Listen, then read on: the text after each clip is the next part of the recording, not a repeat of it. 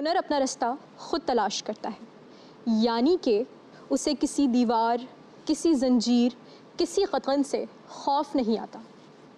हुनर का ताल्लुक़ एस्थेटिक सेंस यानी दिमाग से होता है, तो यानी दिमागी तौर पर मजबूत और बाशऊर फ़र्द ही अपने रास्ते खुद चुनते हैं और अपनी राह में आने वाली तमाम तर रुकावटों को मज़बूत तरीक़े से फ़ेस करते हैं।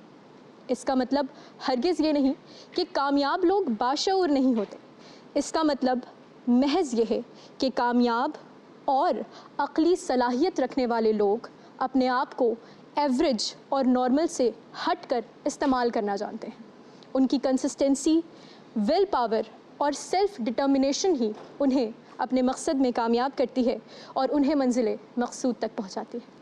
आज इंटरनेशनल यूथ डे के मौके पर आर्ट्स काउंसिल ऑफ कराची के प्लेटफॉर्म से मैं इंशाल जावेद आपके सामने आपकी मुलाकात करवाऊंगी ऐसे शाहकार नौजवानों से जो अपनी इन अक़ली सलाहियतों को भरपूर तरीक़े से इस्तेमाल करना जानते हैं, तभी वो मुनफरिद हैं, सबसे मुमताज़ हैं।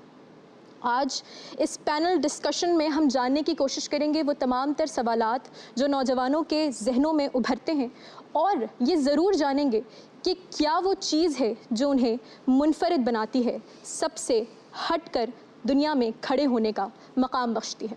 हम जानेंगे कि उन्हें क्या पंप करता है, क्या ड्राइव करता है, क्या स्ट्रेटजीज़ हैं उनकी, क्या वर्क एथिक्स हैं, ताकि हमें देखने वाले तमाम तर नौजवान आज इस प्लेटफॉर्म से सीख सकें, arts council of Karachi Pakistan के प्लेटफॉर्म से सीख सकें कि हमें आगे किस तरह से बढ़ना है। मैं इस पैनल डिस्कशन के सबसे पहले गेस्ट से आपका तारुफ़ करवाना चाहूँगी, किसी भी तारीफ़ के मोहताज नहीं है। आपका नाम है तैमूर सलाउद्दीन। आप सब उनको मूरो के नाम से जानते हैं, about which he says that this name has been given to him by his younger sister. He is an actor, a comedian, a film actor, a musician and an all-round entertainer. अस्सलाम वालेकुम तैमूर, कैसे हैं आप? जी बिल्कुल ठीक ठाक, आप बताएं। अल्हम्दुलिल्लाह। हमारे एक दूसरे गेस्ट हमारे पैनल डिस्कशन में हमारे साथ जो नौजवान मौजूद हैं, अगर मैं उनके हवाले से बात करूं तो उनकी आवाज़ कुछ ऐसी है, कुछ ऐसा जादू है कि आप उनकी मौसीकी जब सुनना शुरू करें तो आप बस एक बार सुनकर नहीं बैठ सकते, आपका दिल नहीं भर सकता, आप चाहते हैं कि उसको ऑन रिपीट सुने। हमारे साथ मौजूद हैं नेस्कैफ़े बेसमेंट के वोकलिस्ट ज़ीशान अली। अस्सलाम वालेकुम, वेलकम टू आवर शो। कैसे हैं आप? जी बिल्कुल ठीक, बहुत शुक्रिया। Thank you very much. हमारे पैनल डिस्कशन की तीसरी गेस्ट बहुत प्यारी और बहुत निराली दोस्त, 21 साल आपकी उम्र है लेकिन आपने काम बड़े बड़े किए हैं। आप इंस्टाग्राम की दुनिया में अपना एक बहुत बड़ा नाम रखती हैं। आप मॉडेस्ट फ़ैशन इन्फ्लुएंसर हैं, 13 साल की उम्र से अपना बिज़नेस भी चलाती हैं और वो काफ़ी हद तक मकबूल और मारूफ़ हैं।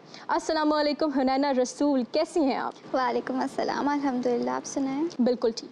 ओके, तो हम अपने पैनल डिस्कशन का आगाज़ करते हैं और वन बाय वन सबसे क्वेश्चंस करते हैं ताकि आप लोग हमसे बहुत कुछ सीख सकें। तैमूर, मैं आपसे स्टार्ट करना चाहूँगी।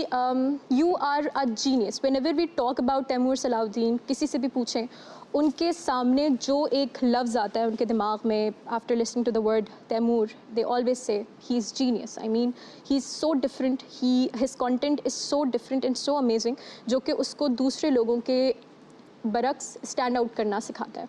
तो मैं आपसे पूछना चाहती हूँ कि कामयाबी और सक्सेस के बारे में तो सभी बात करते हैं, आज हम शुरुआत ही आपकी फेलियर स्टोरी से करना चाहेंगे। आपको क्या लगता है कि किस मकाम पर आप शिकस्त खा गए या आप डगमगा गए, आपके कदम जो हैं वो लड़खड़ा गए, लेकिन आपने उससे कुछ सीखा और अपने आप को प्रूफ किया और फिर आगे बढ़ते गए? जी, मेरे ख्याल से कामयाबी हासिल करने के लिए हर इंसान को ही मेरे ख्याल से फेलियर में से गुजरना पड़ता है। अब देख लें, अगर बच्चा जब चलने की कोशिश करता है तो सबसे पहली चीज़ होती है वो गिरता है। बिल्कुल ऐसे। और वो गिरे बगैर चलना सीख ही नहीं सकता, तो फेलियर के बगैर वो सक्सेस चलने में हासिल ही नहीं कर सकता। तो इसी तरह मेरे ख्याल से सारों की ही ज़िंदगी में फेलियर से ही वो सीखते हैं। शायद ऑक्यूपेशन में जाके, अपनी कारोबारी ज़िंदगी में जाके, वो तब तक जब बड़े हो गए होते हैं और उन्हें कुछ हद तक चीज़ें करनी सीख ली होती हैं, तो वो डरना शुरू हो जाते हैं फेलियर से। ये जो डर होता है, फियर ऑफ फेलियर जिसको हम कहते हैं, ये आपको दुनिया की अपॉर्चुनिटीज़, इन्फिनिट पॉसिबिलिटीज़ जो आपके लिए सलाहियतों के साथ मौजूद हैं, वो आप हासिल ही नहीं कर सकते जब तक आप फेलियर को अपने सामने रखने के लिए तैयार हो। तो मेरे ख्याल है ये मेरी ज़िंदगी में तो भरे हुए ही फेलियर्स हैं। Any one story that you would like to share? अगर YouTube के हवाले से पूछा जाए, क्योंकि वहाँ से ही मैं ज़्यादा जान पहचान है लोगों की मेरी, तो YouTube की मेरी आप पहली 10 वीडियोस देख लें, सारी फेल हुई थी। और वो पहले मेरे गानों के हवाले से अगर लोग मुझे जानते हैं तो मेरे पहले 5 गाने जो हैं वो मैंने डिलीट कर दिए, इतने बुरे थे।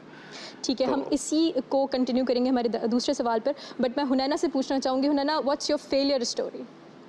मेरी फेलियर स्टोरी मैं मेडिकल स्टूडेंट थी और मैंने एनटीएस का एग्ज़ाम दिया था, बहुत मेहनत की, उसको क्लियर भी कर दिया, लेकिन वहाँ से मैंने यू टर्न मारा है। और मुझे ऐसा लगता है बिकॉज़ मेरे पेरेंट्स का वो ड्रीम था और मुझे लगता है उस वक्त मुझे इतना कुछ पता नहीं था कि कौन सी आगे फील्ड हो सकती है, मैं बिज़नेस में ज़्यादा अच्छी हूँ या फिर मेडिकल में अपना ज़्यादा अच्छा दे सकती हूँ, 100% दे सकती हूँ। उस वक्त मैं बहुत ज़्यादा कंफ्यूज हो चुकी थी और मैंने कहा नहीं, मुझे नहीं करना। मेरी पूरी फैमिली बिल्कुल शॉक में थी कि इसने क्या डिसीजन लिया है, लेकिन खैर मैंने सबको बहुत ज़्यादा कन्विंस किया कि नहीं, आप लोग रिग्रेट नहीं करेंगे। एंड फिर उसके बाद मैंने बिज़नेस एजुकेशन में आ गई हूँ।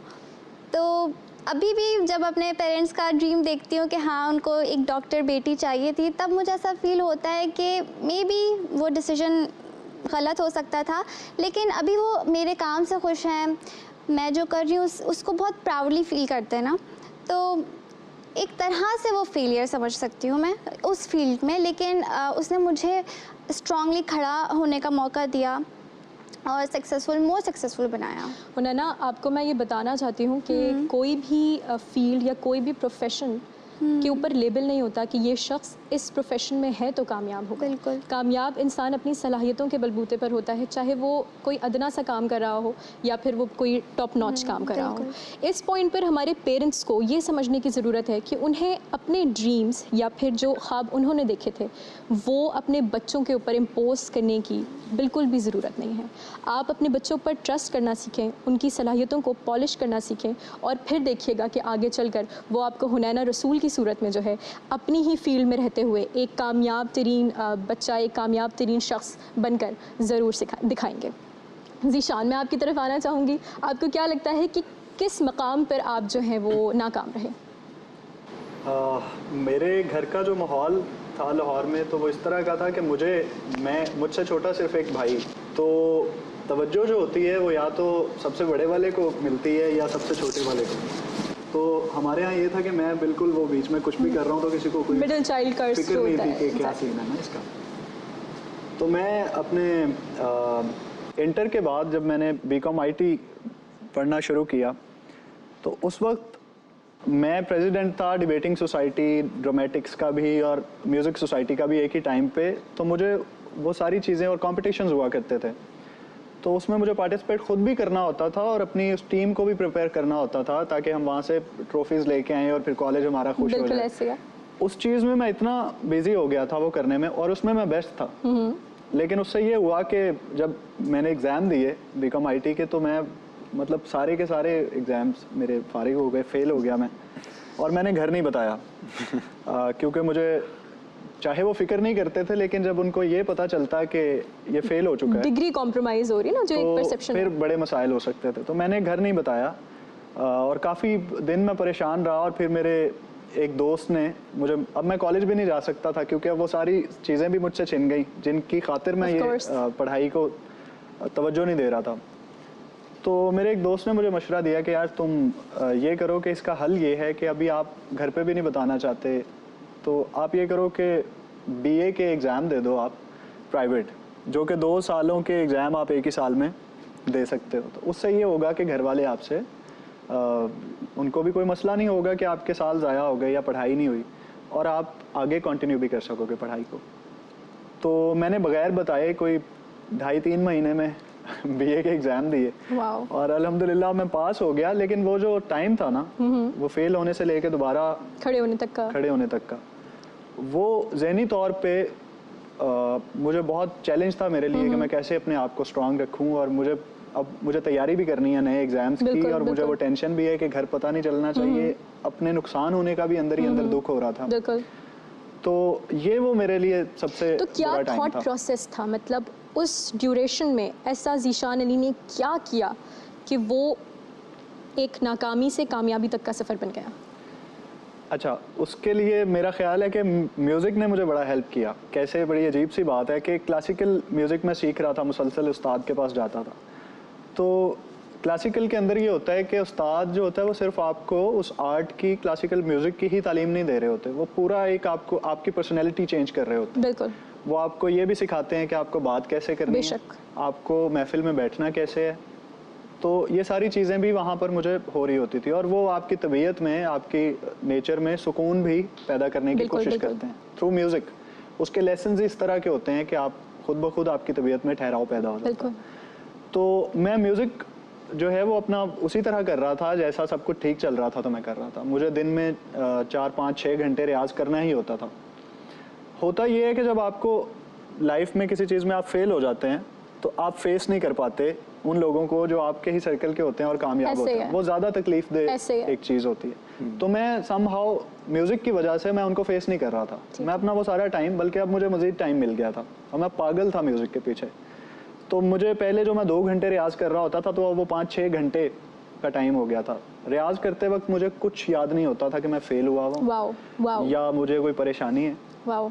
ये हर किसी का इनफरादी वो है, लेकिन मैं ये फील totally करता था। understand that. This on your very this point ना, कि आपको ज़िंदगी में एक डिस्ट्रैक्शन की ज़रूरत होती है, या फिर एक हॉबी कह लें आसान लफ्ज़ों में, जो आपको एक राह दिखाती है कि अगर ये नहीं तो क्या, मेरे पास और राहें जो हैं वो खुली हुई हैं। तैमूर, मैं आपकी तरफ आना चाहूँगी और जानना चाहूँगी कि जब आपने देखा कि आपकी 10 वीडियोज़ जो हैं वो फ्लॉप जा रही हैं और उनमें व्यूज़ नहीं आ रहे, या जो भी आप लोगों का क्राइटेरिया होता है, तो उस पॉइंट से निकलने के लिए आपकी क्या स्ट्रैटेजीज़ थी, और आप क्या बताना चाहेंगे अपने यंगस्टर्स को कि ये जो एक नाकामी का एक दौरानिया होता है उसको कैसे फेस करते हैं और अपने ग्राफ को किस तरह से हाई की तरफ लेकर जाते हैं? क्या वो चीदा बातें होती हैं? मैं शायद पिछली दफ़ा अपनी बात मुकम्मल तौर पे शायद बता नहीं पाया। मेरा भी एक्चुअली ज़ीशान की तरह, जहाँ तक पढ़ाई का मामला है, बहुत बुरे ग्रेड्स आते रहते, तो फेल होता रहा था, स्कूलों से बाहर निकाल दिया गया था, डिसिप्लिनरी इश्यूज़ होते थे, पढ़ाई के हवाले से ग्रेड्स भी अच्छे नहीं आते थे। तो वालिदैन मेरे पे गिव अप कर चुके थे कि ये इस लड़के का कुछ नहीं बनना, अभी अपना खुद ही करे कुछ। तो एक वक्त आया था कि उन्होंने कहा अब जो करना चाहते हैं कर। तो उनने मुझे मेरी जिस चीज़ में मेरी दिलचस्पी है, मुझे इजाज़त दी कि मैं वो पढ़ सकूँ, फिल्म मेकिंग। अब वो फिल्म मेकिंग जब मैं दिलचस्पी वाली चीज़ अपनी पढ़ी तो फिर मेरे ग्रेड्स भी अच्छे आना शुरू हो गए। बेहतरीन। तो वहाँ से मुझे एक अंदाज़ा हुआ कि जिस चीज़ में मेरा रुझान है, जिस चीज़ में मेरा पैशन है, जुनून है, उसकी अगर मैं राह पे चलूँगा ना, तो कम से कम मैं फोकस के साथ काम करूँगा, मुझे खुद तसल्ली होगी कि कुछ ना कुछ निकल ही आएगा। बिल्कुल। तो पहली 10 वीडियोस से पहले मुझे ये रियलाइजेशन हो चुकी थी। उसके अलावा मैंने अपने हीरोज़ की भी कहानियाँ पढ़ ली हुई थी कि उनके साथ भी ये होता है। पहली 2-3 वीडियोज़ या फिल्में भी लोगों की फ्लॉप हो जाती हैं, करोड़ों के नुकसान हो जाते हैं लोगों को। तो मैंने कहा मेरा तो कुछ भी नहीं हुआ। तो मैंने उसके साथ इसी तरह ही किया था कि लॉस है तो खैर है, क्योंकि एट द सेम टाइम मैंने अपने आप को सेफ्टी नेट में भी रखा हुआ था माली तौर पे। मैं कमर्शियल डायरेक्टर था तब तक, तो मैं कमर्शियल्स बना के पैसे बनाता था, वो सारे पैसे मैं अपनी वीडियोस पे खर्चते था। ओके। तो ये मुझे डर नहीं था, मैंने कहा अगला कमर्शियल कर लेंगे। That's great. तो हुनैना, आपको क्या लगता है कि आपने एक जो लो पीरियड होता है, एक फ्रस्ट्रेशन वाला पीरियड होता है, उससे निकल कर एक डेवलप्ड और ग्रोथ वाली जो फेज़ होता है, उस तक पहुंचने में आपको किन चीज़ों ने मदद की?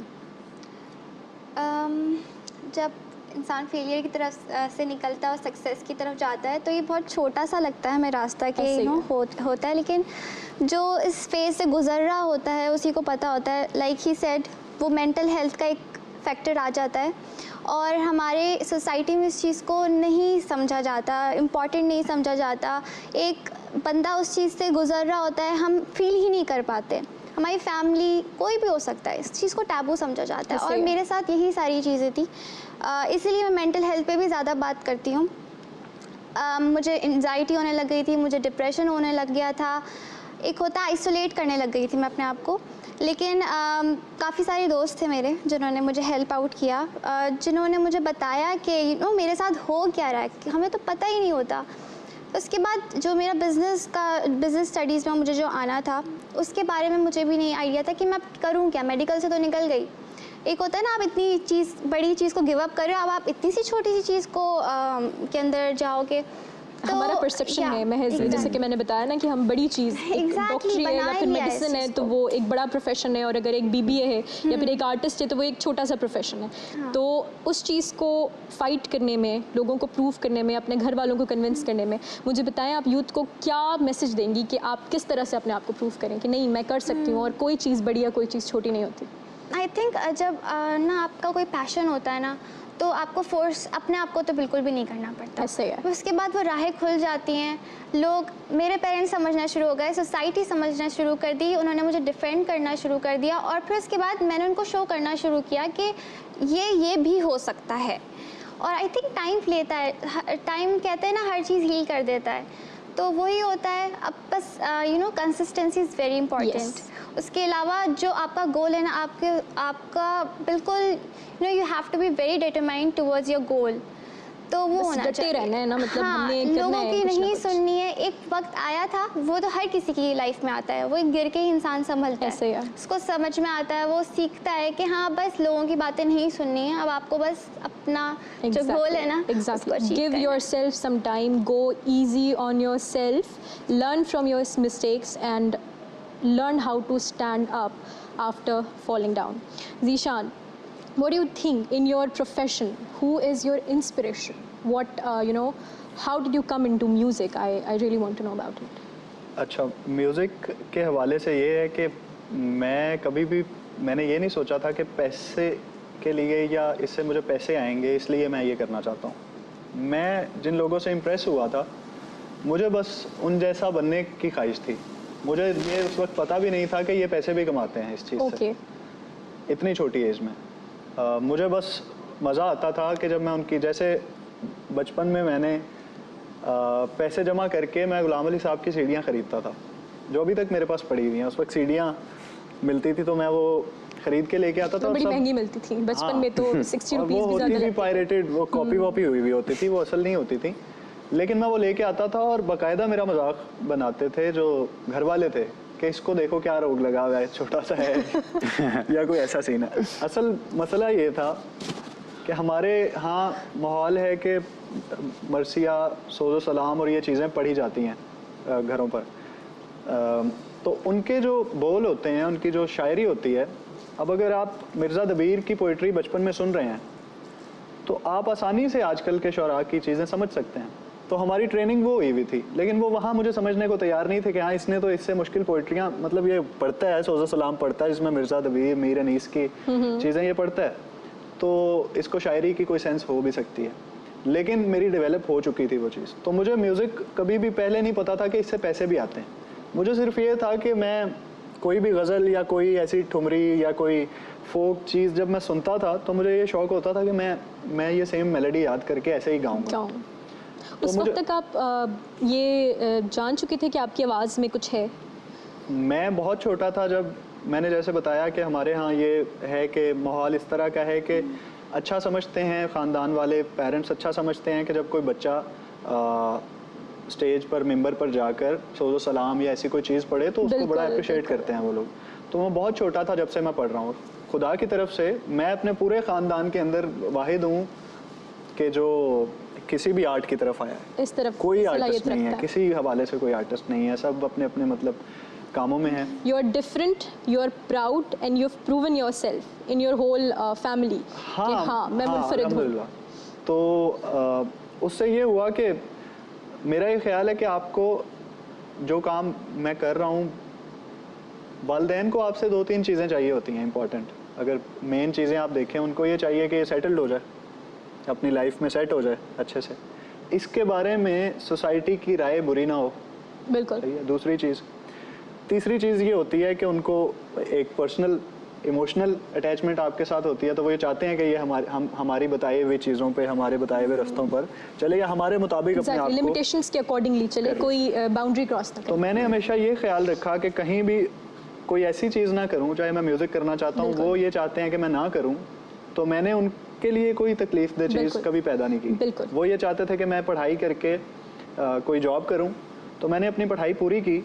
वो जो बात उनसे छुपाई थी वो उनको तब बताई जब मैंने वो क्लियर कर लिया था। उसके बाद जॉब शुरू कर दी और जॉब की जब तक मेरा दिल किया। जब मुझे उससे बेटर अपॉर्चुनिटी मिली और वो थी जो मैं करना चाहता था, तो मैंने डिस्कस किया जाके, मैंने कहा ये है, इसमें से मुझे ऐसा लग रहा है कि जो चीज़ें आप सब सारी चाहते हैं कि मैं सेटल्ड हो जाऊं, लोग मुझे अच्छे अल्फाज में याद रखें, ये सारी मैं इससे अचीव कर सकता हूँ। एग्जैक्टली उन्होंने कहा कि तुम कर सकते हो। ऑन दिस वेरी पॉइंट हमारे यंगस्टर्स जो इंटरनेशनल यूथ डे पर हमें देख रहे हैं, उनको मैं ये ज़रूर कहना चाहूँगी कि ये जो फ्रस्ट्रेशन वाला पीरियड होता है, जो फ्रस्ट्रेशन वाला फेस होता है, ये ऑफ कोर्स इस वजह से भी आता है क्योंकि हम अपने पेरेंट्स को नहीं समझा पाते, हमारे ऊपर कोई सोसाइटल प्रेशर होता है या फैमिली का प्रेशर होता है। तो जैसे ज़ीशान ने आपको बताया कि communication is the key, try to prove yourself, किस तरह से अपनी मेहनत जारी रखें और फिर उन लिमिटेशंस के अंदर रहते हुए पेरेंट्स के पास जाएं, उनको बताएं कि मैं ये कर सकता हूँ, मेरी ये सलाहियतें हैं। यकीन करें, आपके पेरेंट्स आपसे मोहब्बत करते हैं, आपको किसी भी कोई भी ऐसी चीज़ जो आपको आगे बढ़ा रही है उससे हरगिज़ नहीं रोकेंगे।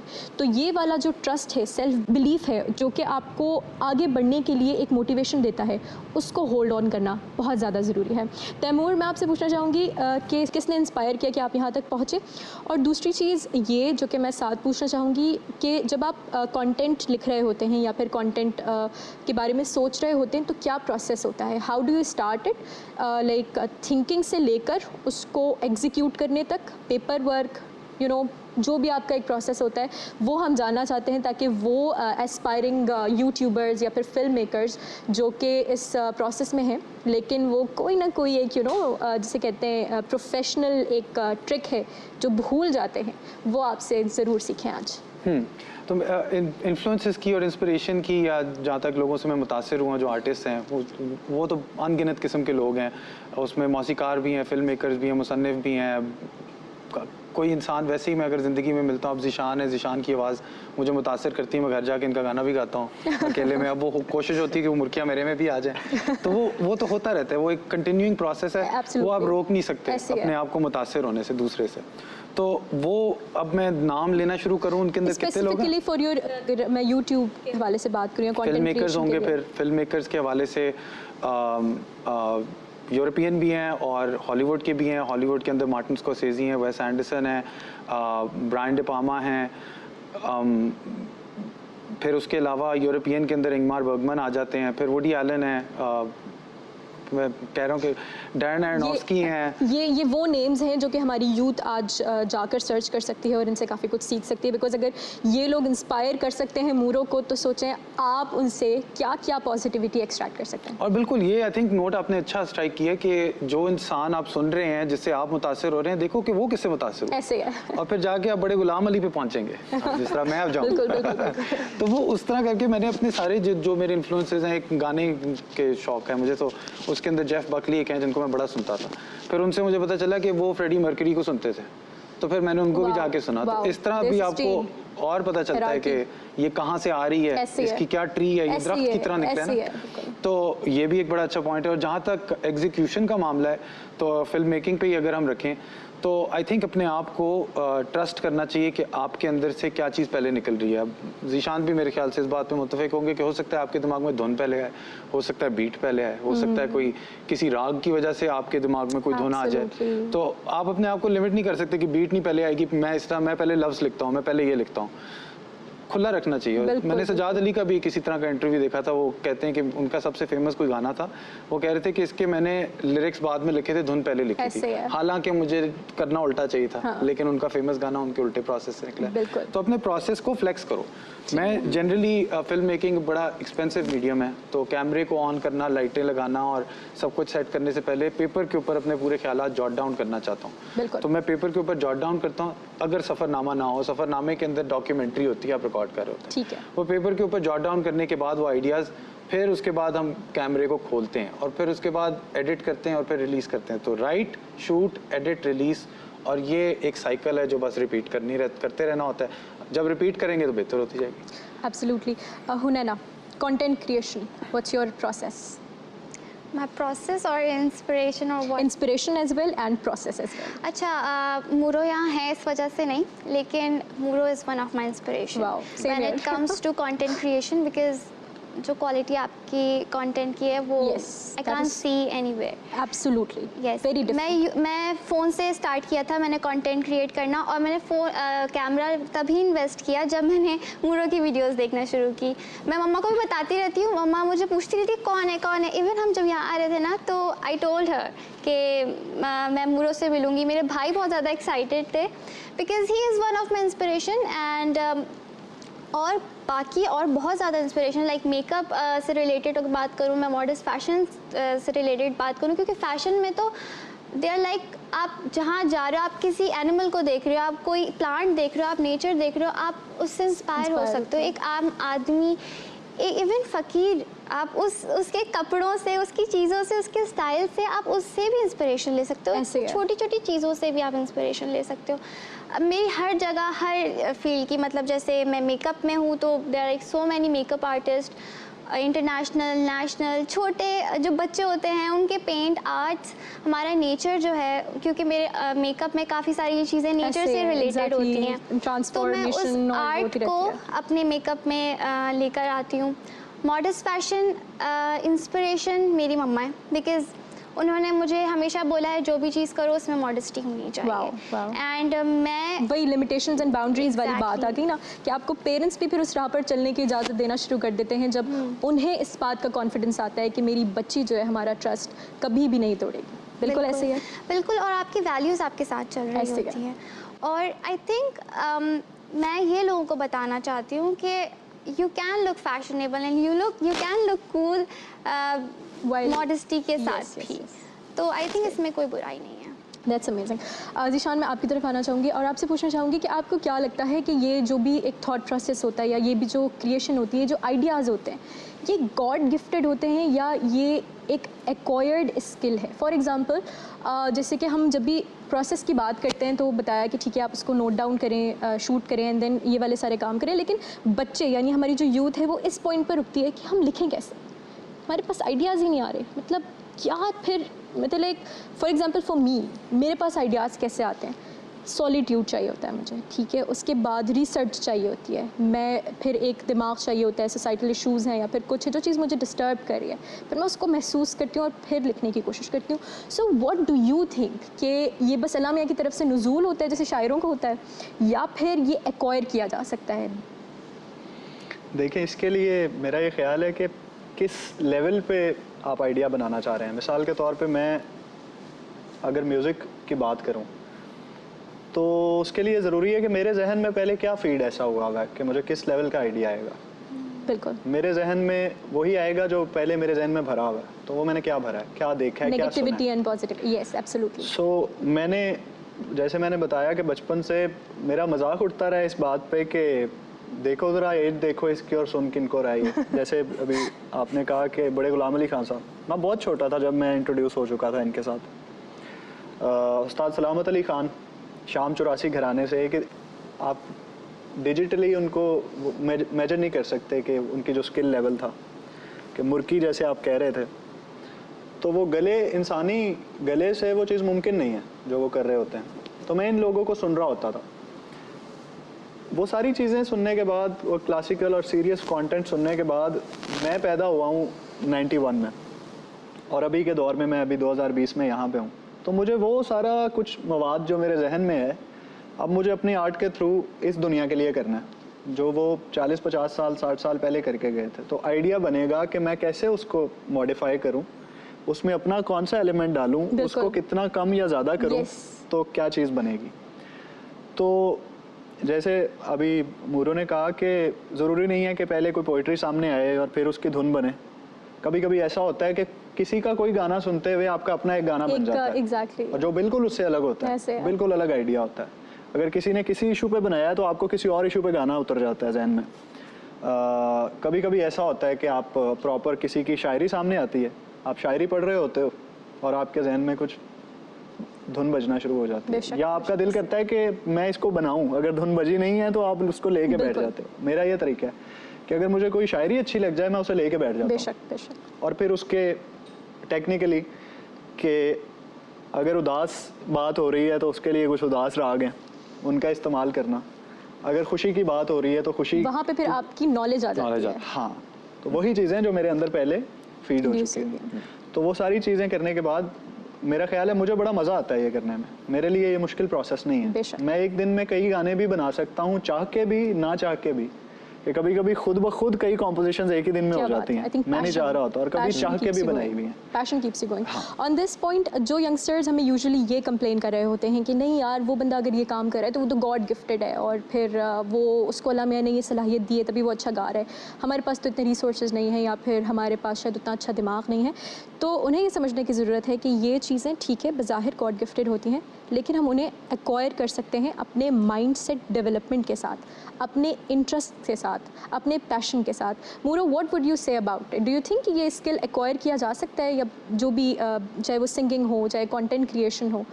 यकीनन कुछ तो ऐसी सलाहियतें हैं जो अल्लाह मियां ही देते हैं आपको, और वो आपका कोई इख्तियार नहीं होता बिल्कुल, उसके ऊपर। और आमद भी कई दफ़ा जब आती है तो ऐसे लगता है कि आपका कोई हाथ नहीं था, ऐसे ही। आपके ज़रिए बस कोई बात निकल गई। तो ये तो ऐसा तो होता ही है, मगर सीखी भी जा सकती हैं। और आपको नॉलेज के थ्रू, अब मुझे फॉर एग्ज़ाम्पल एक मेरी कमी है कि मुझे कॉर्ड्स वगैरह और ये सापा सारे गामा नहीं पता। तो मेरे जो म्यूज़िकल एक्सप्रेशन होती है, मैं बहुत बीच में टेक्निकली ना मसाइल में फंस जाता हूँ, क्योंकि मुझे वो जो हल जल्दी से निकल आता, अगर मुझे पता होता कि मेजर 7th कॉर्ड बजानी है यहाँ पे, ये मैं ढूंढ रहा हूँ, वो मैं ढूंढने में बैठ जाता हूँ।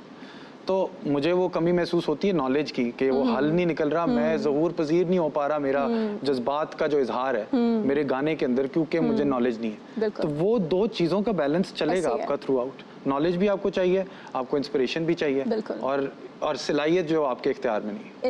It's a mix of all of it. But सलाहियतों का इस्तेमाल शायद हमारे इख्तियार में है कि हम किस तरह से उसको निखार पैदा किया जा सकता है, और निखार पैदा इंस्पिरेशन से ही किया जा सकता है, टाइम लगाकर, जिसे कहते हैं ना बस जुस्तजू और फोकस के साथ कि आप वो चीज़ किस कदर चाहते हैं। Hunaina, I would like to ask you कि आपको क्या लगता है कि 5 साल बाद हुनैना रसूल कहाँ होंगी? तो मुझे खुद भी नहीं पता, बिकॉज़ मैं बहुत सारी नई नई चीज़ें ट्राई करने की कोशिश करती हूँ, और हर साल मुझे लगता है कि मैं किसी नई चीज़ पर चली जाती हूँ। जैसे जब मैंने स्टार्ट किया था, आई स्टार्टेड माई छोटी सी ऑनलाइन शॉप, जब यहाँ कोई भी ऑनलाइन बिजनेस का कुछ भी नहीं था। उसके बाद मैंने उसको ऑनलाइन ब्रांड में कन्वर्ट कर दिया। उसके बाद उसको फेस देने के लिए मैं इन्फ्लुएंसर बन गई। Great. उसके बाद मैंने अपने आप को इम्प्रूव करके makeup artist, self taught makeup artist के तौर पे मैं आई। फिर उसके बाद जब मैंने देखा कि हाँ मेरे हिजाब से लोग इंस्पायर हो रहे हैं, तो व्हाई नॉट मॉडर्न फैशन। उसके बाद फिर मैंने यूट्यूबिंग की। तो मैं बहुत अनप्रेडिक्टेबल कहती हूँ मैं अपने आप को, क्योंकि मैं हर दफ़ा कुछ नया ट्राई करने की कोशिश करती हूँ, और एक जगह रहने से मुझे बहुत कोफ्त आती है। तो लेकिन इसका एक बहुत बड़ा वो है कि मेरे अंदर फिर कंसिस्टेंसी ख़त्म हो रही है, जो मैं नहीं चाहती। इसीलिए मैं कोशिश करती हूँ जो चीज़ मैं करती आ रही हूँ उसको भी साथ लेके चलूँ, एक जॉनरा रखूँ। जी। और लेकिन मम्मा मेरे बाबा कहते हैं कि तुम क्या क्या चीज़ों को बैलेंस आउट करोगी, अभी भी काफ़ी सारी चीज़ें एक साथ चल रही होती हैं। You're doing it amazingly. Balance तो चल रहा है, हो जाता है। जब आप वो चीज़ कर रहे होते हो ना जो आपको खुशी दे रही है, वो चीज़ कर रहे होते हो जो आपको सेटिस्फाई कर रही है, तो रास्ते बनते जाते हैं। कर लेते हो वो चीज़ जो आपको एक होता है सेटिस्फैक्शन। लोग कहते हैं पैसे से आता है, पैसे से नहीं आता। वो एक रियल हैप्पीनेस किसी और चीज़ से आती है। वो अचीवमेंट जो आप सोच रहे होते हो कि मैंने ये दिमाग में आप बना के रखते हो कि यार ये चीज़ होनी है। जैसे कोई मैं आपको आर्ट बता देती हूँ, एग्जाम्पल दे रही हूँ। मैंने एक दिमाग में सोचा हुआ कि मैंने ये आर्ट क्रिएट करना है अपने फेस पे, और वो उसी तरह से निकल के आ जाता है। You are not earning through it, but एक सेल्फ सेटिस्फैक्शन है। You expressed yourself. एग्जैक्टली। तो वो जब आप कर रहे होते हो तो हर चीज़ बैलेंस आउट हो जाती है, चाहे वो पढ़ाई हो, चाहे वो बिजनेस हो। चीज़ों को प्रायोरिटाइज कर लूँ, उस हिसाब से करूँ। यानी कि ये बातें आप उस शख्स के मुंह से सुन रहे हैं जो यूट्यूबर्स भी हैं और इन्फ्लुएंसर्स भी हैं, और हमारे दरमियान एक कॉमन सा परसेप्शन आ गया है कि यार यूट्यूबर है तो इफ़ ही और शी इज़ मेकिंग वीडियोस तो इसको कमाना ही है, या फिर इसने कुछ ज़्यादा अर्न करना है, because YouTube is a platform जो कि आपको जो है वो पैसे भी मुहैया करा होता है। लेकिन जैसे कि आज आपने इन कंटेंट क्रिएटर्स के मुँह से ख़ुद सुना कि पहले जो मकसद होता है वो एक्सप्रेशन होता है, वो अपने आप को सेटिस्फाई करना होता है अपने पैशन से रिलेटेड, और पैसे आना या पैसे ना आना फिर वो सेकेंडरी हो जाता है। Chain, what do you think about it? Do you really think कि आप जो भी डिलीवर करते हैं लोगों को वो आपके लिए डिलीवर करने की हद तक इम्पॉर्टेंट होता है या फिर एक उसकी मोनेटाइजेशन ज़्यादा इम्पॉर्टेंट होती है? मेरा ख्याल है दोनों चीज़ें इंपॉर्टेंट होती हैं। पहली चीज़ तो ये है कि आप खुद सेटिस्फाई होने चाहिए। ऐसे है। मिसाल के तौर पे अगर मुझे 2 ऑप्शंस मिले हैं ऐसी कि ये 2 गाने हैं, एक ऐसा हो कि जो मैं नहीं करना चाहता, पैसे मिलेंगे, और दूसरा ऐसा हो जो मैं करना चाहता हूँ, पैसे नहीं मिलेंगे, तो मैं वो दोनों करूँगा। बिल्कुल बिल्कुल ऐसे है। क्योंकि दोनों चीज़ें इंपॉर्टेंट हैं। आपको आप इस हकीकत से मुंह नहीं मोड़ सकते कि पैसे चाहिए होते हैं। हाँ, उसकी वजह से आपकी सेटिस्फेक्शन कम नहीं होनी चाहिए। बिल्कुल, स्टार्ट आपका नहीं। मैं दोनों चीज़ें बैलेंस कर रहा हूँ। वो कुछ था जो मैंने पैसों के लिए किया, लेकिन अपने लिए भी किया। इनिशिएट जो किसी भी काम को शुरू करने की जो नियत हो, हाँ, वो आपकी आपके पैशन से एसोसिएटेड होनी बाकी चाहिए। क्राइटेरिया ये होता है कि जो मैं पैसों के लिए कर रहा हूँ, क्या वो किसी मयार से गिरा हुआ तो नहीं हाँ, है। बिल्कुल, वो तो ऑब्वियसली आप चेक करते हो, लेकिन मैं दोनों तरह की चीज़ें कर रहा होता हूँ, क्योंकि दोनों चीज़ें बहुत ज़रूरी हैं। पैसे से बेशक हैप्पीनेस नहीं खरीदी जा सकती, लेकिन खाना खरीदा जा सकता है, भूख मिट सकती है, जो कि एक हकीकत है। ऐसे है। पेट खाली के साथ आप जिंदा नहीं रह सकते ना। बिल्कुल बिल्कुल। हम इस अपॉर्चुनिटीज़ के हवाले से भी ज़रूर बात करेंगे कि यूथ के पास क्या अपॉर्चुनिटीज़ हैं। फिल वक्त मैं आपसे ये जानना चाहूँगी कि आप where do you see yourself after 5 years? मुझे लगता है मैं लाहौर में होऊंगा और अपना एक स्टूडियो होगा मेरा, Wow. जिसमें मैं वो म्यूज़िक बना सकूंगा जो मैं अभी तक नहीं बना सका। Wow, that's great. हाँ, We wish मैं you शायद good ध्यान luck. देता We हूँ। wish you best of luck. Thank you. I hope कि हम 5 सालों बाद जो है आपको एक इससे भी ज़्यादा बेहतरीन मकाम पर देखें जो आपके लिए बहुत ज़्यादा मुनफरिद और आपके लिए बहुत ज़्यादा बेनिफिशियल हो। तैमूर, मैं आपसे पूछना चाहूँगी, where do you see yourself after 5 years? बिल्कुल यहीं पे जी। बिल्कुल यहीं पे। You're मैं very बहुत much खुश हूँ। satisfied. क्या बात जो है, मैं क्या काम कर रहा हूँ मैं वही करना You're चाहता हूँ। already top notch. You do not want to come out of it. As मैं वो ग्रोथ तो उम्मीद है नंबर्स में होती रहेगी, वो तो बंदा चाहता ही है, लेकिन Absolutely. मैं काम यही करना चाहता हूँ। मैं वीडियोस बनाना बेहतरीन। चाहता हूँ, गाने गाना चाहता हूँ, वही करता रहूँगा। ये satisfaction कॉमेडी चाहिए करना ज़िंदगी चाहता हूँ, तो वो उसमें उम्मीद है निखार आता रहेगा वक्त के साथ साथ, और तो कुछ खास नहीं चाहिए। ये सेटिस्फेक्शन अगर हमारे यंगस्टर्स में आ जाए कि आप जो काम करें, वो कहते हैं ना कि जो आपका प्रोफेशन है वो आपका इश्क बन जाए, या फिर जो आप पसंद करते हैं वो आपका प्रोफेशन बन जाए, तो ज़िंदगी बड़ी स्मूथ हो जाती है। तैमूर, मैं आपसे पूछना चाहूँगी कि आप क्या समझते हैं कि इस पॉइंट पर, इंटरनेशनल यूथ डे के मौके पर, आपकी फील्ड से related, whether you're a comedian, whether you're a film maker, या फिर जो भी आप काम करते हैं, वो उससे जो आपने सीखा है, यूथ उससे क्या अपॉर्चुनिटीज़ क्रिएट कर सकती है, यानी उनके पास क्या प्लेटफॉर्म्स हैं, आपने किस तरह से क्रिएट किया, आपने उस से क्या फ़ायदे हासिल किए, और अब यूथ को भी ऐसा करना चाहिए? मेरे ख्याल से यूथ खुद मेरे से ज़्यादा अवेयर है कि कौन कौन से नए प्लेटफॉर्म्स आ रहे हैं, क्योंकि आपको पता है प्लेटफॉर्म्स टिकटॉक वगैरह सब रोज़ नए कोई प्लेटफॉर्म आ जाते हैं। तो जो भी नया प्लेटफॉर्म है मैं खुद भी ट्राई करता रहता हूँ। आपको जो सूट करे आपकी सलाहियतों के हिसाब से आप उसको इस्तेमाल करें, अपने पैगाम आगे अपनी ऑडियंस को पहुँचाना है। आपके पास अगर पैगाम है, दिल में कुछ कहने के लिए है, ये पहली चीज़ है। ये अगर आपके पास है तो फिर आगे आप सारे प्लेटफॉर्म्स जो भी हैं किसी को भी इस्तेमाल करें। But what about the scope? For example, एक कमेडियन का क्या स्कोप है पाकिस्तान में रहते हुए, एक फिल्म मेकर का क्या स्कोप है, एक आप म्यूजिशियन भी हैं तो उसका क्या स्कोप है? उस हवाले से जो यंगस्टर्स हैं वो किस राह पर चलें? यानी मेरे ख्याल से यंगस्टर को अपने अंदर झांक के पहले देखना होगा कि उनकी अपनी सलाहियतें क्या है, क्या कमज़ोरियाँ हैं, क्या मजबूतियाँ हैं, उसके हिसाब से अपने आप को पहले वो समझ लें कि वो खुद क्या हैं। सेल्फ रियलाइजेशन के लिए सेल्फ रिफ्लेक्शन भी तो चाहिए होगी। सेल्फ रिफ्लेक्शन कर लें, समझ लिए क्या है, अब उसके आगे जो भी आपके पास, अब क्योंकि बात ही कि अब मैं लेट से 50 साल बाद ये टिकटॉक, यूट्यूब सब खत्म हो जाएगा, कुछ और नया होगा, उसका नाम पता नहीं क्या होगा, हो सकता है वर्चुअल रियलिटी की दुनिया में हो। तो नसीहत ऐसी देनी चाहिए जो 50 साल बाद भी चल सके। तो आप देख लें जो भी नया प्लेटफॉर्म है, अपने अंदर देख लें आपकी क्या सलाहियतें हैं, आपके पास कुछ कहने के लिए है कि नहीं, और ये चीज़ पहले मत रखें कि आपने मशहूर होना है, वो पहले रखें कि आप कहना क्या चाहते हैं। बिल्कुल, तो फिर उसके आई थिंक आगे अच्छे रिजल्ट। बिल्कुल, एब्सोल्युटली। मैं ये वाली बात से बहुत ज़्यादा इंस्पायर होती हूँ तैमूर की, कि ये अपने काम से कभी भी बोर नहीं होते। एज ही सेड हिमसेल्फ के बहुत ज़्यादा सेटिस्फाई, और उसकी रीज़न ये है कि जब ये थकते नहीं हैं, और ये थकते इसलिए नहीं है क्योंकि जब ये एक म्यूज़िक बनाने से थकते हैं तो ये फिल्म मेकर बन जाते हैं, और जब ये फिल्म मेकर बनने से थकते हैं तो ये एक कमेडियन हो जाते हैं, और जब ये कमेडियन से थकते हैं तो ये एक नया एंटरटेनर जो होते हैं वो बन जाते हैं। आई थिंक आपको अपनी पर्सनालिटी के डिफरेंट एस्पेक्ट्स भी जो हैं वो ओपन रखने चाहिए कि अगर मैं ये नहीं कर सकता तो मैं ये कर सकता हूँ ना। What do you think in your field, what are the career opportunities for youth? I think being a social media influencer, मैं एक एग्जांपल दूंगी कि जब आप कहीं शॉप लेने जाते हो तो आपको उसका रेंट देना पड़ता है, इलेक्ट्रिसिटी बिल होता है, इतनी सारी रिनोवेशन की चीज़ें होती हैं।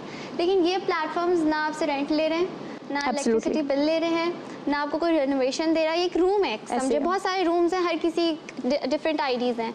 Now it's you who can make most out of it, right? तो कोई किसी ने कोई शॉप खोली हुई है, किसी ने, आप सोच लें मैं एक इन्फ्लुएंसर हूँ, कोई कुछ भी कर सकता है, यू कैन डू एनीथिंग। अब आप बैठ के हेट भी फैला सकते हो उस पर, तो it's you who can do. अच्छा, हेट कमेंट्स को फिर कैसे टैकल कर, हेट और नेगेटिविटीज? आई थिंक पहले तो मैं थोड़ा शट अप कॉल देती थी, लेकिन I think it's waste of time.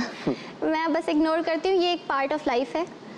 मैं इससे भी सीखती हूँ। मैं ये नहीं कि इग्नोर करके, उनकी बातें ज़रूर सुनती हूँ, मैं सारी चीज़ों को नोट कर रही होती हूँ कि हो क्या रहा है, what people want to change in me, लेकिन उससे डीमोटिवेट नहीं होती। एब्सोल्युटली, एज हुनैना सेड ना कि जो भी इनको नीचा दिखाने की कोशिश कर रहा है, ये उनकी आंखों में आंखें डालकर कहती हैं कि मेरी हर हकीकत को ख्वाब समझने वाले, मैं तेरी नींद उड़ाने के लिए काफ़ी हूँ। जो बात है। Zeeshan, what do you think music में? देखिए, पहले काफ़ी मुश्किल था, यानी जिन लोगों से मैं इंस्पायर हूँ वो बहुत मुश्किल दौर से गुजरे हैं। कि मेहदी साहब जब हिट हुए हैं उस वक्त उनकी एज 40 के करीब थी। तो रीज़न क्या थी? ज़राए जो थे जिसके ज़रिए आप लोगों तक अपना काम पहुंचा सकते हैं वो बड़े कम थे। रेडियो पाकिस्तान था, पीटीवी था, या फिर ऐसे लाइव था, और कोई सीन नहीं था ऐसा। और वाइनल और ये चीज़ें बनाना इतना एक्सपेंसिव था कि वो कोई इंडिविजुअल आर्टिस्ट अपनी बना नहीं पाता था। अब मेरा ख्याल है कि बहुत आसान है। अब आपको जो वाहिद चीज़ करनी है वो है मेहनत। किस चीज़ पे? अपनी उस स्किल को या अपने उस आर्ट को बेहतर, इतना बेहतर बनाने की कि आप देखें ऑप्शंस कितनी हैं। कि अगर आप सोशल मीडिया खोलते हैं तो एक दिन में हज़ारों वीडियोस अपलोड हो रही हैं, उनमें से मुनफरिद नज़र आने के लिए आपको मेहनत करनी पड़ेगी। सही है, उन सबसे ज़्यादा जो वहाँ पे कंटेंट चढ़ा रहे हैं। तो जब आप वो मेहनत करेंगे और उस दरिया के अंदर अपना भी एक जो है वो फेंकेंगे, तो आप ऑटोमेटिकली अलग नज़र आना शुरू हो जाएंगे। अब इतना आसान हो गया, अब आपको रेडियो पाकिस्तान के दरवाजे के आगे खड़े नहीं रहना किसी को कहने के लिए कि मुझे चांस दो। अब आपको किसी को कहने की ज़रूरत नहीं है। अब बड़े से बड़ा आर्टिस्ट भी सोशल मीडिया पर ही है, और जो बनना चाहता है बड़े से बड़ा वो भी वहीं पे है। यानी social media is a big power, that's why आपको हम आज लाइव जो है वो सोशल मीडिया से कर रहे हैं। हाँ, बिल्कुल। अच्छा तैमूर, मैं आपसे पूछना चाहूँगी, आपको क्या लगता है आपकी लाइफ का सबसे बड़ा रिग्रेट क्या है? मेरी ज़िंदगी में भरी हुई रिग्रेट्स हैं जी। मतलब कि मैं पिछले रिश्ते देखता हूँ कुछ, और मुझे लगता है कि मुझे शायद बिहेवियर अपना चेंज करना चाहिए था। मैं अपनी ज़िंदगी में अपनी पढ़ाई के वक्त देखता हूँ और टीचरों के साथ मैंने क्या सलूक किया तो मुझे रिग्रेट होती है। वालिदैन के साथ मैंने कितने उनको मुश्किल वक्त काटने पड़े मेरे अपने मसाइल की वजह से। तो आई थिंक रिग्रेट्स तो जिस इंसान में नहीं होती वो फिर शायद ना पर करियर रिलेटेड कोई रिग्रेट है कि काश? करियर से रिलेटेड एज सच कोई रिग्रेट नहीं, क्योंकि मैं इतना जानता हूँ, मतलब कि मुझे लगता है कि मैं काम को बेहतर कर सकता था। मैं पिछले काम को देखता हूँ तो मैं कहता हूँ यार ये शायद बेहतर हो जाना चाहिए, वो कभी रुकेगा नहीं। लेकिन मुझे ये रिग्रेट नहीं, क्योंकि मैं जानता हूँ कि मैं अगर तब फिर से करूँगा ना फिर भी कोई गलती हो जाएगी, वो तो होनी तो उस तरह की रिग्रेट नहीं है कि मैंने वो ये कहनी नहीं चाहिए थी बात। बस रिग्रेट यही है कि ना होगी रिग्रेट तो इम्प्रूवमेंट भी नहीं होगी। तो ये पहचान है कि रिग्रेट्स होनी ज़रूरी है। जो आपकी काम में हम जो एक मुनफरिद अंदाज देखते हैं, कितना फ़ाइन आपका काम है, वो हम आजकल देख रहे हैं मूरों के ख़यालात के कंसेप्ट जो आप वीडियोस बना रहे हैं, they are out of the world totally and totally. जैसे हम यूजुअली आजकल मैं यंगस्टर्स में सुन रही हूँ कि नेटफ्लिक्स जैसा कंटेंट जो है वो यूट्यूब पर जो है आपको फराहम किया जा रहा है, वो तैमूर सलाहुद्दीन के जहन और तैमूर सलाहुद्दीन की पर्सनैलिटी से निकलने वाले ख़यालात हैं, और वो इतने थॉट प्रोवोकिंग है कि अगर आप उनको देखें तो आप गुम हो जाते हैं। आपका दिल नहीं करता कि आप 1 मिनट बाद वो वीडियो बंद कर दें, बल्कि आप दूसरे मिनट, और दूसरे मिनट से तीसरे मिनट, तीसरे मिनट से चौथे मिनट, चौथे मिनट से 16वें मिनट, और 16वें मिनट से 40वें मिनट तक भी पहुंच जाते हैं, और आपका जो तजस्सुस है, आपकी जो दिलचस्पी है वो बरकरार रहती है। मूरा, मैं आपसे पूछना चाहूँगी कि how and why? The reason behind this concept, and one more thing that I read about you कि आप इसको जो है वो मोनेटाइज नहीं करना चाह रहे बल्कि अपना एक आपने मर्चेंडाइज भी जो है वो लोगों के सामने पेश किया है, ज़रूर हमें उसके हवाले से बताएं। जी, ख्यालात सीरीज़ मेरे ख्याल से जब ये कोरोना की वबा आई थी तो उसकी वजह से मैं घर में बंद हो गया था, तो फिर मैंने कहा अब मैं क्या कर सकता हूँ। उससे पहले वो सफ़रनामे बनाना था, सफ़र तो बंद हो गया सारा, ऐसे है। तो फिर किताबें खोल ली। जब किताबें खोली तो लिमिटेशंस के साथ, जिस तरह हमने पहले भी बात की थी, लिमिटेशंस के साथ काम करने की आदत है यूट्यूबर्स को पर्टिकुलरली ये होती है, क्योंकि उन्हें निकालना ही होता है कंटेंट, आपको भी पता ही होगा। तो कंटेंट निकालने के लिए जो आपको मिल रहा होता है उस वक्त फराहम होता है, आप उसमें करते हैं। मेरे पास मेरे अपने ख्यालात ही खाली रह गए थे उस वक्त, और वो मेरे ख्यालात भी हैं, वो काफ़ी और दानिश्वर हैं जिनके ख्यालात हैं जो मेरे अंदर आए हैं। कामदी साहब हैं, यासिर कादी हैं, उसके अलावा साइंटिस्ट हैं, रिचर्ड डॉकिंस की मैं बातें सुनता हूँ, स्टीफन फ्रायर हैं, उनकी बातें सुनता हूँ। तो इस तरह के लोगों की मैं बहुत देर से बातें सुन रहा था, तो मैंने कहा अभी वक्त आ गया कि इसको इस्तेमाल किया जाए और ये देखते हैं लोगों को शायद दिलचस्पी है कि नहीं। तो जब रखा तो लोगों को दिलचस्पी थी, तो मैंने कहा, मैं सोचा नहीं था कभी, मैं समझता कि वो एंटरटेनमेंट चाहते हैं, क्योंकि खासी गाढ़ा डेंस मुश्किल सवालात हैं जो लोग शर्माते हैं पूछते हैं। बाज़ौक़ लोग जो है ना वही समझ सकते हैं जिनको है इस चीज़ की। हाँ बिल्कुल, बेसिक तालीम तो थोड़ी सी चाहिए होगी आपको फिजिक्स वगैरह की कि आप आगे भी कुछ सोचें उससे। बिल्कुल। तो मैंने नहीं सोचा था, लेकिन वो चल रहा है तो मैं भी अपने ख्यालात बेहतर, मेरे लिए एक मौका आ गया कि मैं अपनी तालीम जो मैंने नहीं हासिल की उसको अब बैठ के खुद ही हासिल करें और फिर आगे प्रोवाइड इसको डिलीवर भी करें। And most important I think your way of delivery is so amazing ना, जिस तरह से आप उसको डिलीवर कर रहे हैं, हर इंसान जो है वो इतना ज़्यादा ग्रिप नहीं रखता अपने कंटेंट में उसको डिलीवर करने में। So I would give that credit to you absolutely.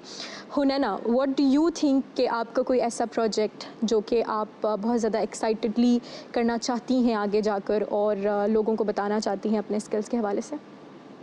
As such तो नहीं है, बट हाँ मुझे एक मेकअप स्टूडियो खोलना है, एक प्राइवेट सा छोटा सा, और मुझे एक शेल्टर खोलना है स्पेशली एनिमल्स के लिए। तो ये किसी को भी नहीं पता इस बारे में, लेकिन हाँ ये मेरा बहुत बड़ा ड्रीम है समझें।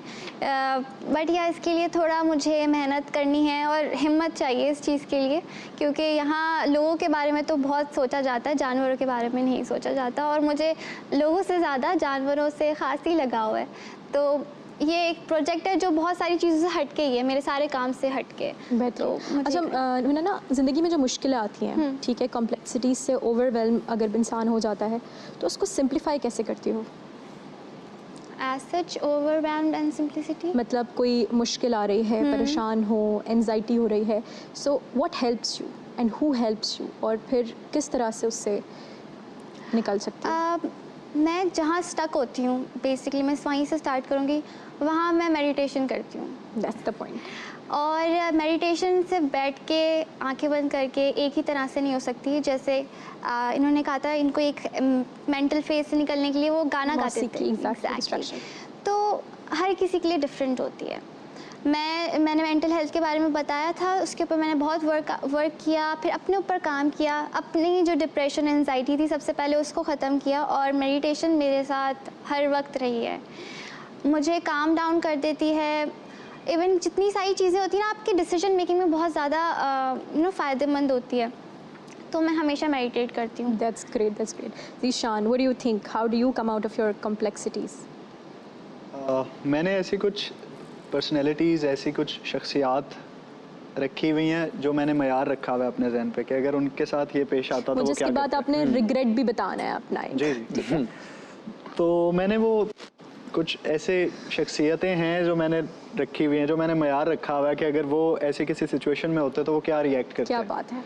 तो मैं भी वो करने की कोशिश करता हूँ, तो उससे मसला हल हो जाता है। बेहतरीन। और रिग्रेट कोई आपकी ज़िंदगी का? रिग्रेट मुझे ये है कि मैंने वेस्टर्न म्यूज़िक सुनना 3 साल पहले शुरू किया है, तो मुझे ये रिग्रेट है कि मुझे ये भी शुरू से सुनना चाहिए था। Exactly, वो भी एक वास्ट एक अलग पूरी दुनिया मेरे ऊपर खुली है 3 साल पहले जब मैं कराची शिफ्ट हुआ हूँ। लाहौर में ऐसा माहौल नहीं है, लाहौर में और तरह का सारा कल्चर है और वो सारी चीज़ें। मैं क्लासिकल म्यूज़िक सीख रहा हूँ बहुत टाइम से, और वहाँ का सारा कुछ अपने तरीके से चलता है। जब मैं यहाँ आया तो मेरी दोस्तियाँ कुछ लोगों से हुई, तो पहली चीज़ जो मैंने सुनी अंग्रेज़ी म्यूज़िक की, मैं माजरत चाहता हूँ, बहुत सारे लोगों को ये मेरी बात जहर लगेगी कि इतनी लेट इतने बड़े बंदे को मैं सुन रहा हूँ। मैंने फ्रैंक सिनाट्रा को ओह मैंने सुना पहली दफ़ा, तो मैंने कहा यार ये कौन है भाई, क्या सीन है। और ये मेरे एक म्यूजिशियन दोस्त ने मुझे सुनवाया, तो उसने मुझे कहा यार ये तुम्हें नहीं पता इनका। मैंने कहा नहीं। तो वो बाकायदा थोड़ी देर मुझे देखता रहा। जज किया है बकायदा। अच्छा। सो मुझे ये रिग्रेट है कि मैंने काफ़ी लेट, इतने बड़े लोग मौजूद हैं इसमें जिनका एक पूरी अलग दुनिया है जो मैंने मिस कर दी, उम्र का एक इतना लंबा हिस्सा। चले now that you are up to it, हाँ, तो अब मैं लगा हुआ हूँ उसमें। Get on to it. Taimur, मैं आपसे पूछना चाहूँगी कि आपके जो स्किल्स हैं और जो कैपेबिलिटीज़ हैं वो एज आई सेड के वर्ल्ड क्लास है। And I am not just saying it for the sake of saying it, but I am saying it क्योंकि ये लोगों की तरफ से जो रिस्पॉन्सेज आते हैं। और ये जो सवाल मैं आपसे करने वाली हूँ, ये सवाल आपके एक फ़ैन ने मुझसे किया है, और वो ये सवाल है कि why do you prefer to stay in Pakistan, जबकि आपका जो लाइक टैलेंट है वो काफ़ी ईजिली पाकिस्तान से बाहर रिकग्नाइज हो सकता है। मैं जब बाहर पढ़ रहा था, फिल्म की डिग्री कर रहा था, तो मेरे पास ऑप्शन थी उधर ही रह के काम करने की। यूनिवर्सल स्टूडियोज़ के साथ ही मेरा स्कूल था फिल्म मेकिंग की, तो उन्होंने यूनिवर्सल स्टूडियो में ही आपकी पहले इंटर्नशिप, फिर नौकरी, फिर वहाँ से आप लैडर क्लाइंब कर सकते हैं। लेकिन मैंने वहाँ पे नोट किया कि मेरी जो नैरेटिव है ना, जो बातें मैं सोचता हूँ और जिन कैरेक्टर्स को मैं डिपिक्ट करना चाहता हूँ, जो मेरे दिमाग में आते हैं, वो इसी मिट्टी से निकले हुए लोग हैं। बेशक। तो मैंने वहाँ पे स्क्रिप्ट्स भी जब लिखी और अपने टीचर को सबमिट की, तो वो बादशाह मस्जिद के बाहर कोई बंदे के बारे में लिखी हुई। उन्होंने कहा इसको किस तरह शूट करेंगे भाई, यहाँ पे हम बादशाह मस्जिद तो नहीं यहाँ पे बना सकते। तो मुझे अंदाज़ा हो गया था कि मेरा जो बोलने का अंदाज है और जो मेरी बातें हैं, ऑडियंस है, वो है ही खाली पाकिस्तानियों के लिए। क्या बात है। या इंडियंस भी समझ ले, क्योंकि हमारा well. कुछ हद तक तहजीब उनसे मिलती जुलती है, कहानियाँ यहाँ की। So do you think how much do you consider कि आप patriotic हैं?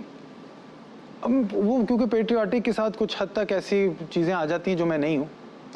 कि मैं पागलों की तरह हर बात पे पाकिस्तान जिंदाबाद नहीं कह रहा होता। You're logically patriotic. हाँ, मैं चाहता हूँ कि यहाँ पे बेहतरी हो, ब्रेन ड्रेन कम हो, और जो लोग सलाहियतें रखते हैं वो बाहर भागने की जगह यहाँ पे करें। और एक उनको रियलाइजेशन ये भी हो कि उनकी वैल्यू पैसों में शायद यहाँ पे ज़्यादा ना हो, लेकिन दूसरे हवालों से उनकी वैल्यू इधर ही ज़्यादा है, क्योंकि यहाँ पे उनका जो वो काम करेंगे उसका ज़्यादा लोगों को असर होगा।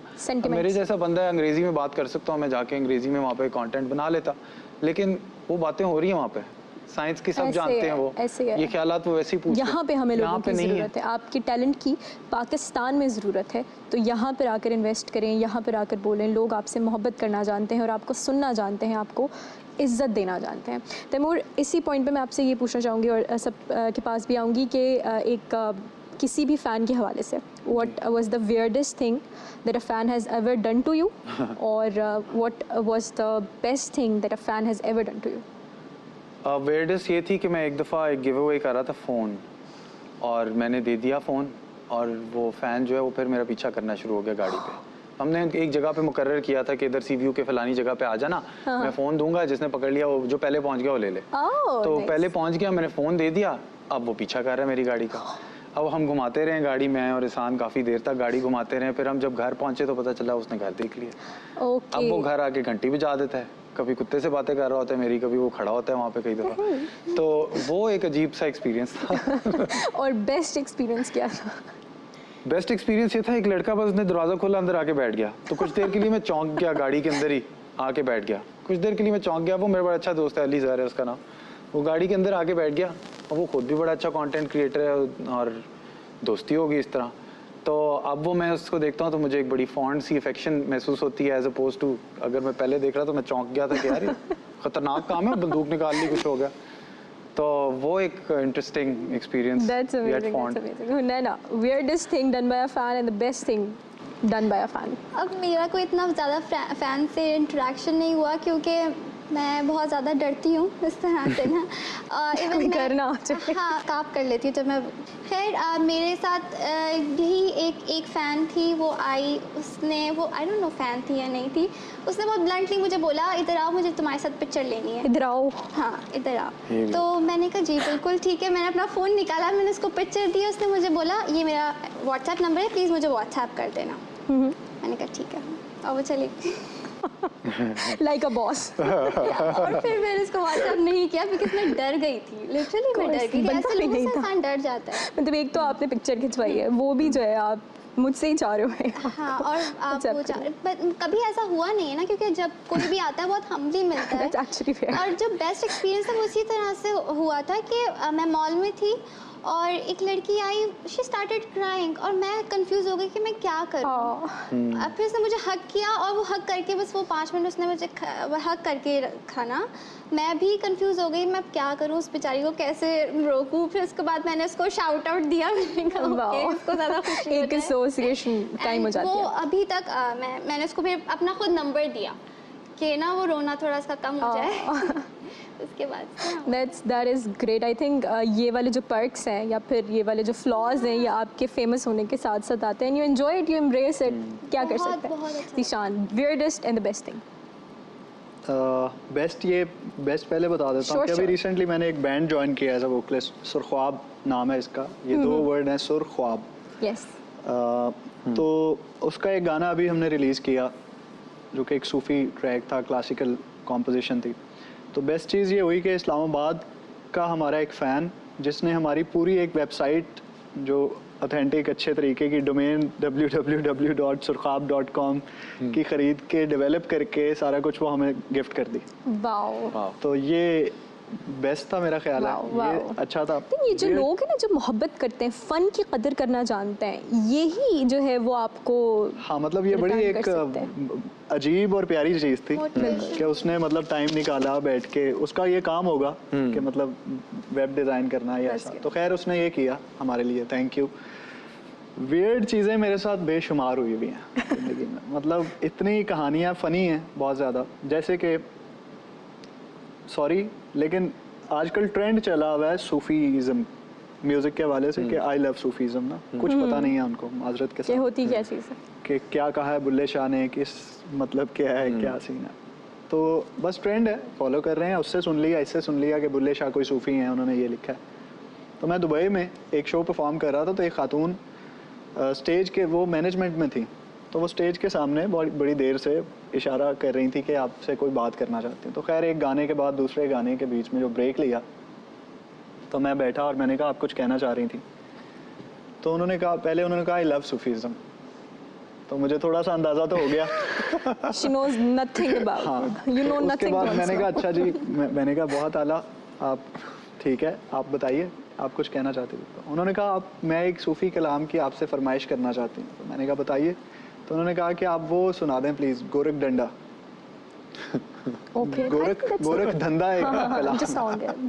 I think it's not even related to Sufism. उनको ये भी नहीं पता था कि ये क्या है जो मैं लेकिन वो ये मेरे लिए वियर्ड था। मेरे लिए ये इतना वियर्ड है कि मैं गा रहा हूँ और कोई गलत जगह मुझे दाद दे दे, मेरे लिए ये वियर्ड है।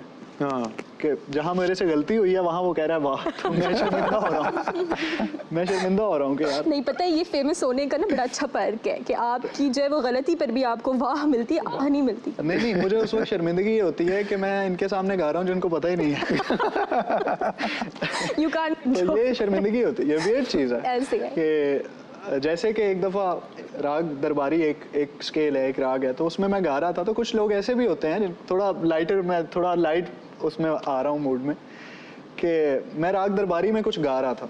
बहुत मशहूर राग है, आम सा स्केल है, एक मोड है, उसमें आप गाएं। तो मैं उसमें गा रहा था, तो एक साहब खड़े हो गए और कहने लगे कि दरबारी में हो जाए कुछ। तो मैंने मतलब थोड़ा मैं अजीब हुआ और मैंने कहा जी मैं दरबारी में ही तो गा रहा हूँ। तो वो शर्मिंदा नहीं हुए, वो अपने दोस्तों को कहने लगे तो फिर मज़ा भी तो आ रहा है ना। कॉन्फिडेंस ना। अच्छा कवर अप किया। तो ऐसी बहुत सारी चीज़ें म्यूज़िक में, बहुत सारी ऐसी चीज़ें होती हैं। क्या बात है। हम अपने इस शो के अख्तिताम की जानिब बढ़ते हुए अपने गेस्ट से जो है उनके फ़ाइनल वर्ड ज़रूर लेना चाहेंगे और जानना चाहेंगे कि आज जाते जाते वो हमारी जो यूथ है उनको क्या पैगाम देना चाहेंगे, क्या एक बात जो वो अपने पल्लू से बांध कर रखें। तैमूर। अच्छा, ये तो बड़ा मुश्किल सवाल है। मेरे ख्याल से बुनियादी हकूक़ को अपने मद्देनज़र रखें, लोगों के साथ बुरा ना करें, झूठ ना बोलें, जान माल आबरू में किसी को ख़तरा ना पहुंचाएं, अच्छी ज़िंदगी रहें, प्यार फैलाएं। क्या बात है, क्या बात है। हुनैना। मैं ये बोलूँगी that your network is your net worth. और ये बहुत गहरी बात है। बेशक, मैं सोच रही हूँ। बिल्कुल मतलब इसमें भी ये नहीं कि आप नंबर से फैसिनेट हो जाएं, इट्स अबाउट ऑल क्वालिटी। तो लोगों को अपना नेटवर्क अच्छा, पॉजिटिव और इन्फ्लुएंसिंग रखना चाहिए, एंड इसी तरह से आप पहचाने जाते हो। आप अपनी कंपनी से पहचाने बिल्कुल। जाते हो। बेशक। ज़ीशान। दो बातें हैं। एक तो मैं ये कहना चाहता हूँ कि सब्र करें, पेशेंस पैदा करें थोड़ी सी अपने अंदर। दूसरी चीज़ ये है कि दुनिया का सबसे आसान काम है तनकीद करना, और वो आपको नहीं करनी, वो ठीक आपको है। नहीं करनी चाहिए। तो तनकीद ना करें। अगर आप किसी के काम से या किसी की बात से मुत्तफिक नहीं हैं तो आप उसे ना मानें, आपके ऊपर कोई उसको मुसल्लत नहीं कर सकता, लेकिन आप तनकीद ना करें। बिल्कुल। इससे हो सकता है कि वो ज़िंदगी भर के लिए वो काम ही करना छोड़ दें। क्या बात है। इस पॉजिटिव नोट के साथ जो नौजवान हमें देख रहे हैं, मैं उनसे सिर्फ इतनी सी बात कहना चाहती हूँ कि आपकी जो पॉजिटिविटी है, जो आपका ऑरा है, वो आपको दूसरों से मुनफरिद करता है।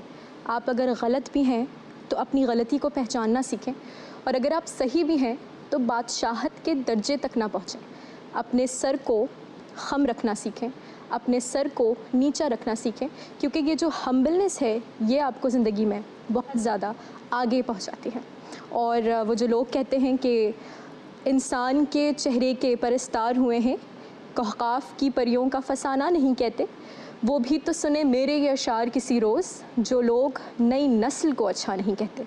अपने ऊपर यकीन करना सीखें, अपने अतराफ़ में जो लोग हैं उनकी एनर्जी, उनकी पॉजिटिविटी को एक्सट्रैक्ट करें, उनसे सीखें और अपनी पर्सनैलिटी से जो है दूसरों को फैज़ याब करें।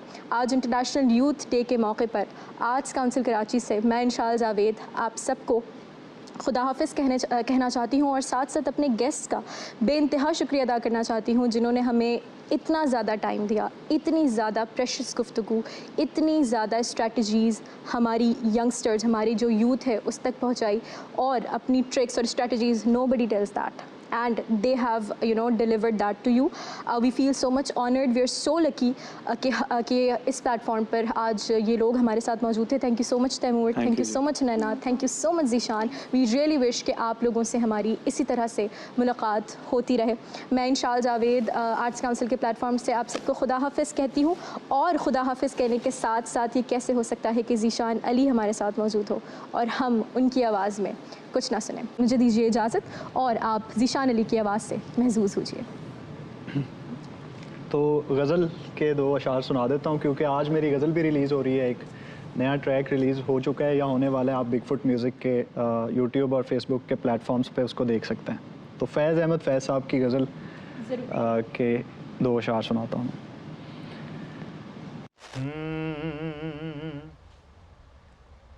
गुलों में रंग भरे बाद नौ बहार चले, चले भी आओ के गुलशन का कारोबार चले। गुलों में रंग भरे बाद नौ बहार चले। हुआ जो तीरे नजर नीम कश तो क्या हासिल,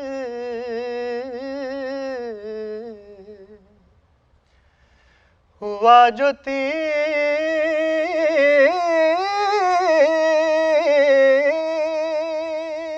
नजर नीम कश तो क्या हासिल, मजा तो जब है के सीने के आर पार चले, चले भी आओ के गुलशन का कारोबार चले। मकाम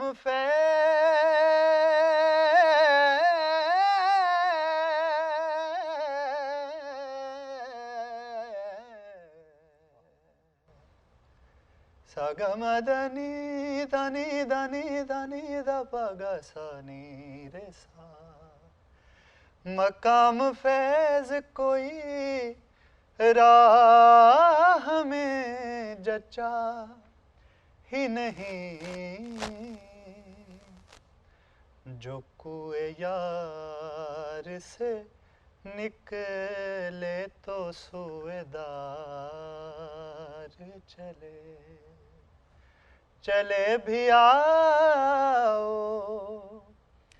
के गुलशन का कारोबार चले। Thank you.